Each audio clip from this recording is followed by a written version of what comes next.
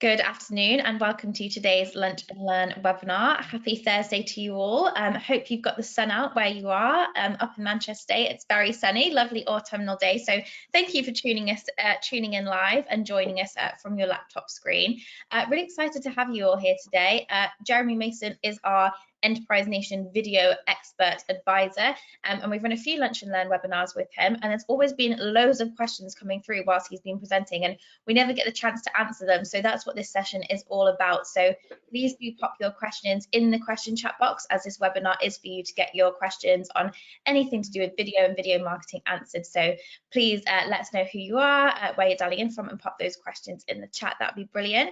But to get you started and kind of warmed up with asking questions, I'll ask Jeremy to introduce himself and maybe just go into some general tips about video marketing and share kind of his experience.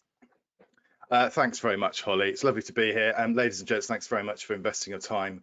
I know everyone's very busy, and if you're Holly, you're looking forward to Christmas already, which is frightening. Anyway, I'm Jeremy. I'm a video creator and a video marketer, business owner for over 17 or 18 or something years. So in terms of my professional heritage, I come from a television background. So I've been a TV cameraman and producer for over 20 years, which again is also very frightening. So in terms of that kind of thing, I've been working on, at the moment I'm working on a big project for Netflix, but I've in past worked on all of your favorite shows, ladies and gentlemen, such as The X Factor. Do you remember that one? It was good. That's when I used to do it. Also things like Britain's Got Talent. Strictly I do as well, which is a lovely show. I do all the interviews and stuff with all the people before they go in. I'm just going to hopefully do some bits for them towards the end as we go into the semi-final stages as well. But yes, other than that, I also do a lot of work with business owners, and actually kind of really my sort of journey, if you like, into doing this kind of thing is basically because I've spent a long time working in TV and everything else, but being a business owner, I was really sort of intrigued to see how I could, as a sort of technician, TV technician, cameraman, producer, bring video skills. And increasingly over the last, say, 5 years, the barriers to entry have basically pretty much fallen away. I mean, a few years ago, as a business owner, if you wanted to get your yourself out there in terms of on video, in the early days of YouTube, for example, or Facebook and all the rest of it, to actually create the video would have been quite difficult because, at that point, mobile phones weren't 4K, they were a bit clunky. All of the software was quite expensive, editing software, that kind of stuff. So there was, there were a lot of hurdles to overcome, and even going back further than that, obviously, as a business, for small businesses like us, frankly, there was no way of you getting your video content out there really, because there were no platforms. The only platforms would have been, advertising on telly, which would have been millions of quid, and all the rest of it. So there has never been, I know you've got to take this with a bit of a pinch of salt, because I understand I'm bound to say this because it's what I do, but genuinely, I think that there's never been a better time to start creating, if you don't already, to start creating video content and ultimately telling your business story. And I think it also works brilliantly when, certainly the people I've come across and sort of chatted with and had things to do with on the Enterprise Nation platform, typically everyone's very sort of open-minded and quite, forward-thinking, I suppose. And so I'm passionate fundamentally about what they're doing. And, if you've got a business that you've set up and it's, you spend all the waking hours doing it, that passion, when you sort of put it into a video format, that is what will really sell you, and your products and services and stuff like that. And there's a huge move, I think, away from the sort of slightly airbrushed reality that Facebook has become, and certainly Instagram has become. People are audiences, and by audience I also mean your potential customers, because ultimately they're one and the same thing. People are very wise to, Insta life isn't actually, it's an airbrushed highlights reel. It's not the actual truth. And I think certainly in the last year or so, I've noticed, particularly on YouTube, but on other platforms as well, the videos that are really landing well and that are doing good things and you know, working really well for the business. If it's a business video, the ones that are working well for business are the ones that are really authentic. You know, it's about your origin story. It's about what gets you, you know, what makes you tick as a business. And so, you know, I think a lot of times when people think of video, they think of either, you know, a slightly 1990s wooden corporate thing that you stick on a website and then forget about, in terms of when you're talking about video. But actually, I think, you know, video is so you can use it for so many things, and obviously the obvious ones being like marketing style things. So, you know, videos on your website, social videos on LinkedIn, things like, so that would be content marketing that would come under.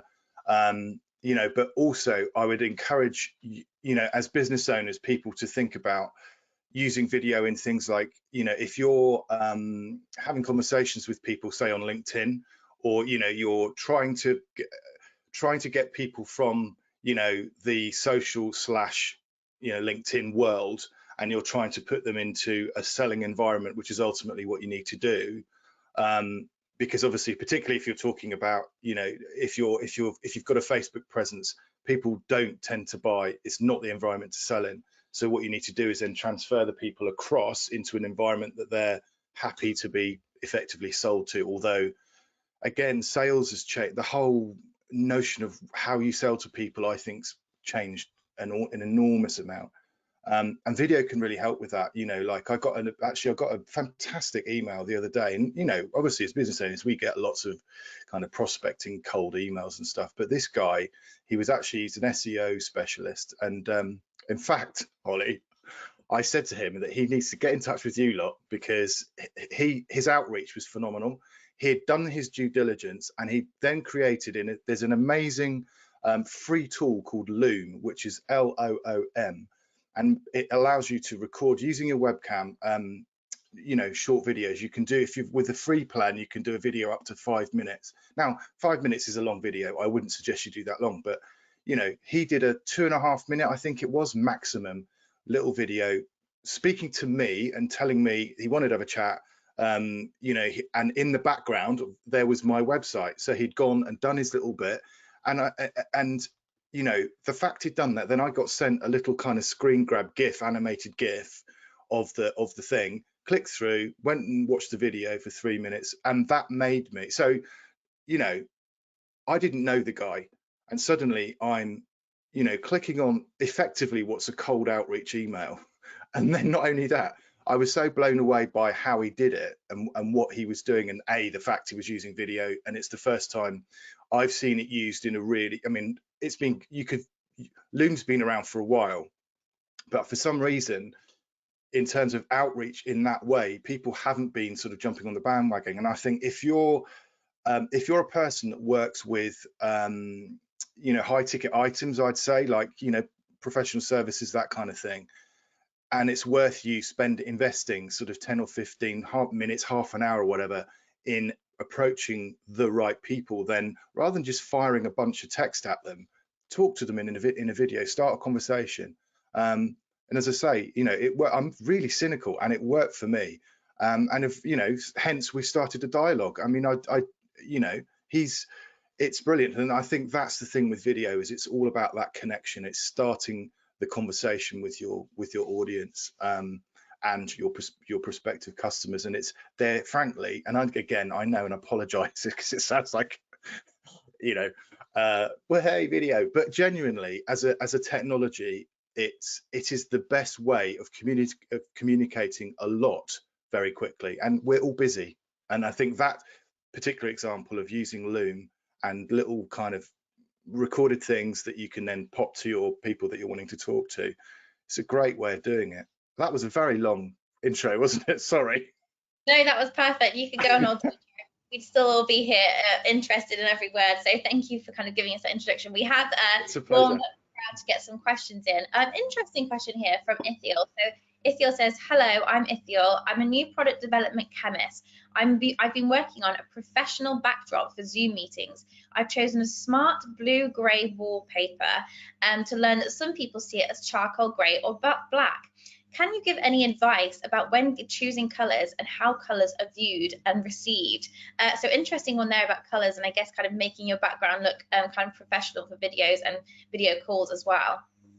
Well, firstly, I'd say that's a very good idea, and you know, kind of good boy / girl biscuits to you for thinking about your background, because a lot of people don't. I mean, how many nostril shots have we seen on Zoom? It's not a good look.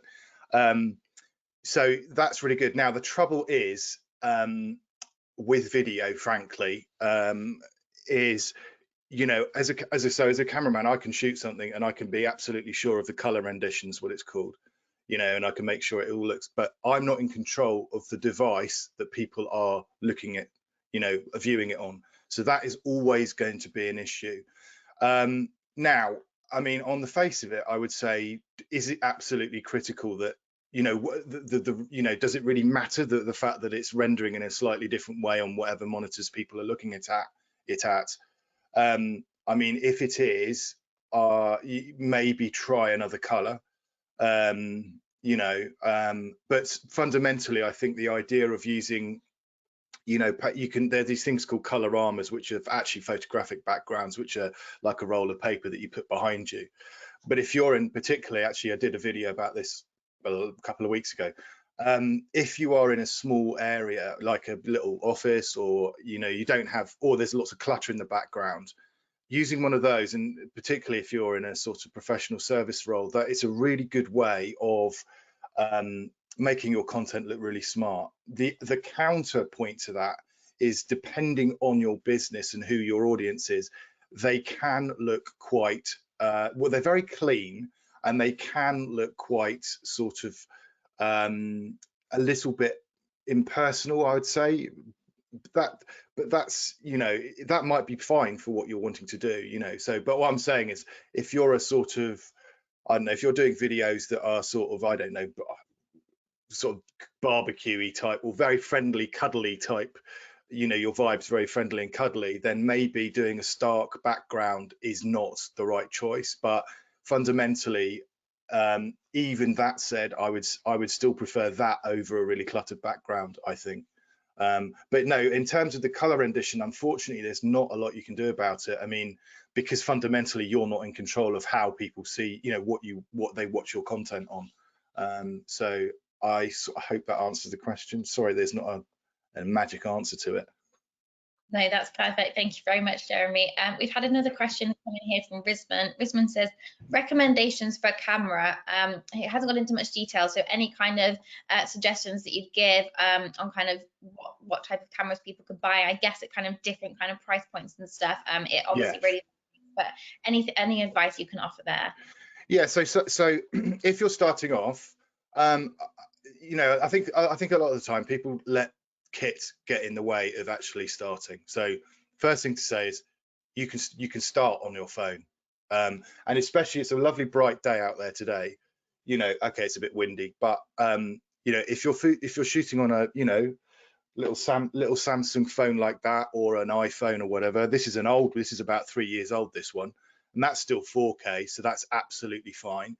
So, you know, start using your iPhone or your Android, and then what I would say, if you're going to start on your mobile, is you'll need to get some apps which allow you to dig into the video part of the camera part of the phone. So there's a great app called Open Camera, which is free, and that's for both iPhone and also for Android flavored phones as well.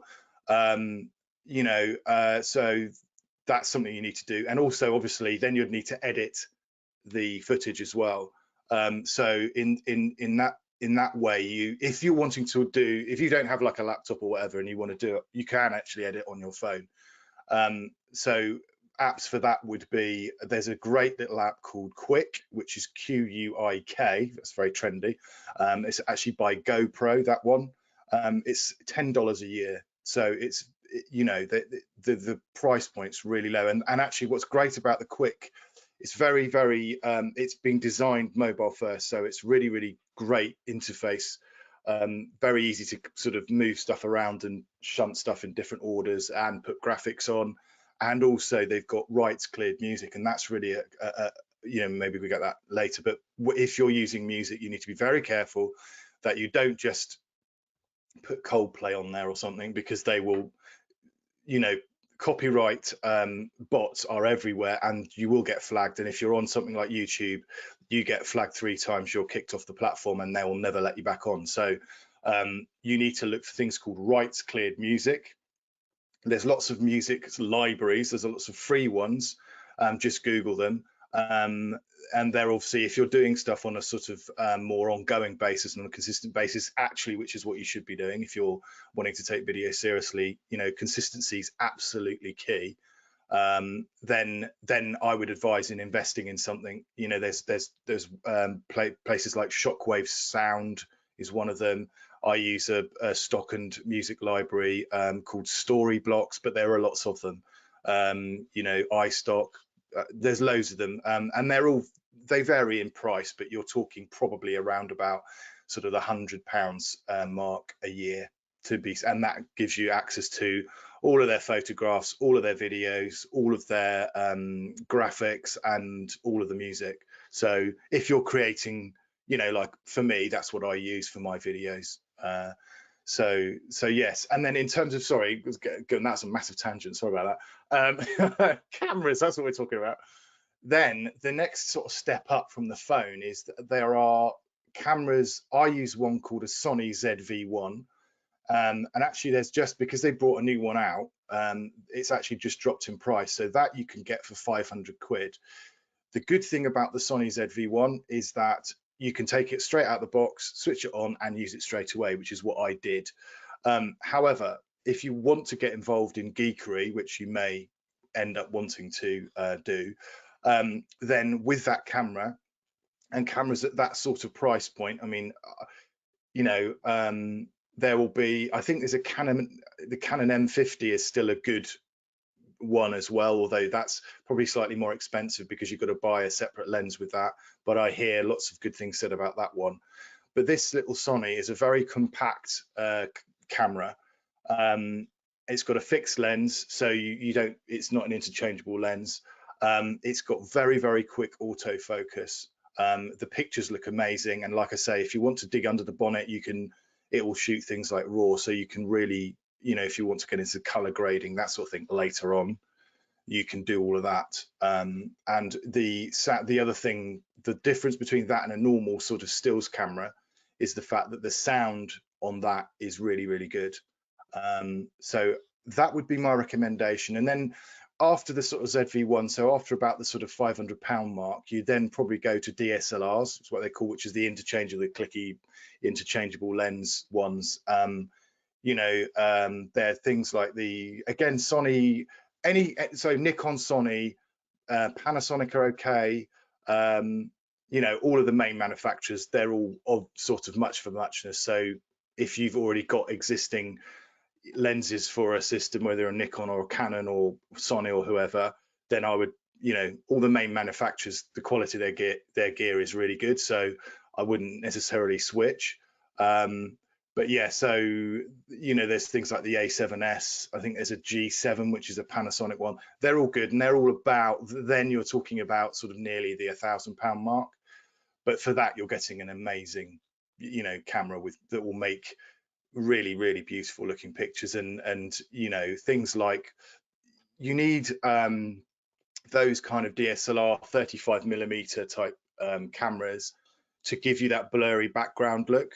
That's what makes, so I'm on a webcam at the moment and everything's in focus because it's a tiny little lens, it's a physics thing.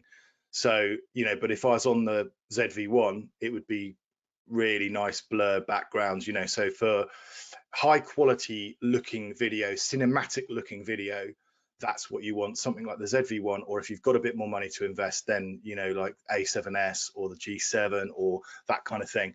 There's a fantastic guy, well, there's a load of them now on the team, Think Media, so think as in think media. The guy's called Sean Cannell. If you're wanting gear reviews, look at Think Media. They're a fantastic bunch of people, and yeah, on YouTube that is. They do any sort of gear stuff that you want to know about. I would go there and have a look. They're brilliant. So yeah, hopefully that helps. That's brilliant. I was just looking at the cameras, like for the links online as you were talking about them. I really want one now. So I kind of wish I wasn't hosting this webinar, so they might be. No, well, it's Christmas, as you know, it's soon going to be Christmas, Holly, isn't it? So maybe, you know. That's brilliant. Thank you, Jeremy. So we've got a few more questions come through. So Paul said, is video the best way to communicate a new scientific discovery and a new product that uses a technology to solve a problem? And would this be best presented in animation or a real life video? And what is the best software to generate a video animation on? So a few questions there in one, quite specific questions, but yeah, just any advice you have for Paul, I guess, Jeremy. So first part of the question, is it a good way of communicating, you know, scientific-y type things? Yes. Really, really good way. If you are talking about quite complicated processes, that kind of thing, and this goes whether it's scientific or not. I mean, frankly, if you've got a business service or a software that is solving a problem that's relatively difficult to explain, that's when animated explainer videos come into their own. And yes, you can get sort of off the shelf, you know, apps or whatever, like there's one called Powtoons. But I think the best route, if you're serious about creating a really good video that is specific to you, because the trouble is with all these, I mean, it's a little bit the same when you're looking at stock libraries and video, you know, stock video. The danger is that it's not just you using that service. There's millions of people. So there is a slight chance that, you know, I mean, I see it all the time because I'm doing, you know, a lot of these videos all the time. And I'm obviously looking at other people's videos and I'm like, oh, well, that one's from iStock or that one's from Adobe Stock or whatever, because you can see that. So I would say that if it's a video in order to either effectively sell, you know, what you're doing and trying to get sort of investment or whatever, if it's a pitch type thing, I would probably go and get a video specifically commissioned. Now, that doesn't need to be expensive. If you go onto Fiverr, which is brilliant, there are people buy it. People per hour is also another one. Upwork is another one. Basically, clusters of creative freelancers that you can engage with globally. So, you know, it's a really good thing to do to start outsourcing. On Fiverr, I've used a guy there, but there are lots of them. Go on Fiverr, look for animators. That's what they're actually called. And you sort of a 2 to 3 minute explainer video. You don't want it to be any longer than that anyway. Will cost you probably about 400 or 500 quid. Now, if you were to get an old school animator in the, you know, animation is an expensive, it's very labor intensive. You know, you'd be dealing with thousands and thousands of pounds if you were to do this with an agency type situation, like probably 10 grand. So, you know, I would go on Fiverr and have a look at people's portfolios, go direct, and it could be someone, I mean, the guy I used was in, I think, Indonesia. So there are lots of people like that who do very good quality work. But yeah, I mean, I would, before you do that though, bear in mind that they are just animators, so they're not necessarily going to help you with your script. So make sure that you've done that legwork before you outsource. You know, make sure you've really honed in on the elements that will help solve the problem and approach it. You know, with everything, it's always got to be with the customer in mind or the audience in mind. So there may be something really exciting that you find exciting about the process, but actually from the customer, they don't really mind. It's not a thing that they're going to be attracted by. What they care about is the fact that you know, using this new stuff, it will solve this problem. Even if, you know, there's an amazing bit of geekery in there that, you know, floats your boat, it won't necessarily actually matter at all to the market. So just make sure you don't waste time talking about stuff that isn't actually important to the customer, I would say. Hope that helps. Amazing. Thank you so much, Jeremy. I'm just going to go straight into the next question because I want to make sure we get through them all. So Astrid says, what tips do you have for a camera shy founder of a startup when preparing for the first series on a video? Astrid then goes on to say, is it necessary to have the face shown, or can animation be shown instead? What is the perceived value of seeing the face behind the business? And then in brackets, the business is a service related in the education technology segment. So I guess a few questions again there, Jeremy. Thoughts on kind of the value of the face of the business owner, and any kind of thoughts for kind of people being camera shy, and should they do it or can they use animation instead? So just any advice there would be amazing. You can absolutely not show your face on video, and I totally understand why people are camera shy. It's taken me about 3 years to get to this stage where I'm happy to talk about what I do and why I do it. It's just a case of practicing. So first up then, there are apps and sort of platforms called things like Animoto, ANIMOTO, Animoto.com, which allow you to do really cool animated sort of slideshows effectively. So that's a really, really good way of doing, creating videos that are still quite engaging. However, I did that. So a lot of my older videos don't have this beautiful piece of work on them because I just didn't want to do on camera. So I do understand you. However, what you realize actually is that, unfortunately, having a face being on camera is by far the most effective way of doing it.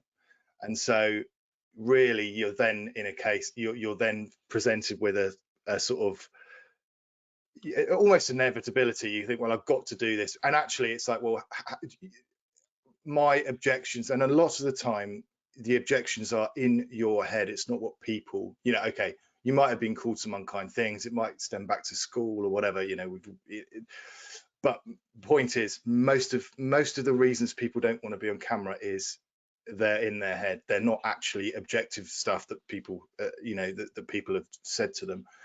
And ultimately it comes down to the fact that, how much do you want to make your business succeed? And if someone said to you, look, if you get on camera, it'll be X% more, you're X% more likely to be, getting people interacting with you and ultimately turning browsers into buyers, or you could do it without being on camera, but it will take you, X times longer, and you make that call. But I mean, also, I wouldn't, if it was me, I would start probably using something like Animoto first, just to get content out there, start to get the conversations going with people.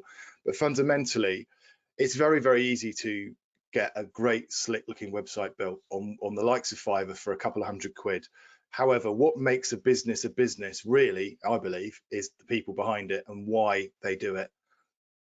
That is best communicated. It's that's best communicated by the people that run the business fundamentally, because it's your thing, you started it, you're passionate about it. And it's the same sort of thing when people say to me, oh, well, I could just get an actor to do it.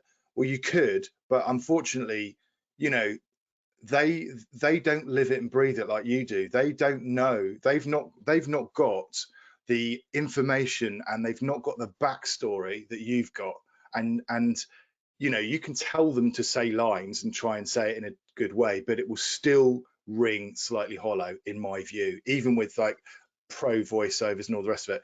And like I said, I come back to the point that I made earlier. It's about authenticity. You don't have to be Dermot O'Leary, you know what I mean? And also bear in mind, presenters that you see on telly and all the rest of it, and even people that are really great on YouTube, they've been doing it for a long time. So don't compare yourself, who's just starting out, to someone who's been doing it for a decade. Now, that is it's something that I battle with all the time, right? That you kind of go, well, why aren't I as good as Think Marketing? Well, frankly, because he's been doing it for 15 years. That's why. In 15 years time, I'm hopefully still here, but so don't compare yourself with people who you don't quite, and everyone's situation is different. So I would say give yourself the space to practice and start doing it, and then start getting stuff out there, because the act of doing that, as long as the main thing is you've got to be saying, you've got to be focused on who your audience is and how you can help them. If you're fundamentally and with a good heart going, I really want to help people, and I've got good value to give, then give it, because that's what people want. People want really good value. They want advice. They don't mind if it's a slightly wobbly shot, or they don't mind if you stutter or it's not immaculate delivery. They really don't. It's all about the content. It's all about the value that you're giving, and the what you're bringing to the party, really. And that's basically that's the bottom line. So yeah, absolutely, do stuff without your face in it to begin with. Build your confidence, practice. Don't be harsh on yourself. It will take you a while to get comfortable, and then but just keep practicing, and you will get better. Absolutely. I hope that helps. And just do it. That is amazing. What a lovely way to end the webinar. Thank you so much, Jeremy. We've just had Ithiel come back and say this content was awesome. So Great. That's really a really great way to end and kind of say just do it and kind of be authentic. Love that advice. So thank you so much to everyone for tuning in and asking your questions to Jeremy. I think we've managed to get through all of them, which is amazing. So usually we have loads left over at the end of Jeremy's webinars, but great to do a Q&A session. So thank you all for taking the time to tune in and ask those questions. And thank you, of course, Jeremy Mason, for joining us and answering all of those questions. We will send a follow-up email with the recording. And Jeremy, is there anything you kind of want to share before we close off? Yeah, just very quickly, in that email, you guys have said very kindly you're going to send a link to a survey. I'm all about helping people like you, business owners, entrepreneurs, to get the best out of video. But to do that, I really need to understand from you what your issues are. So it's a super quick, like literally 30 seconds survey. It's a little link that the guys will send out to you. I'd massively appreciate your input, and also any sort of other feedback or whatever you've got. Absolutely let me know. It's all about getting better at helping you, basically. So, but thanks ever so much for joining me today. Really appreciate it. Perfect, absolutely. We'll send that out shortly along with the recording. So yeah, please do quickly take the time to fill that in to help Jeremy out with creating content that will come and help for you. So thank you, everyone. Hope you all have a lovely Thursday, and thank you for joining us live again today. And thanks once again to Jeremy. Take care. Cheers. Thank you.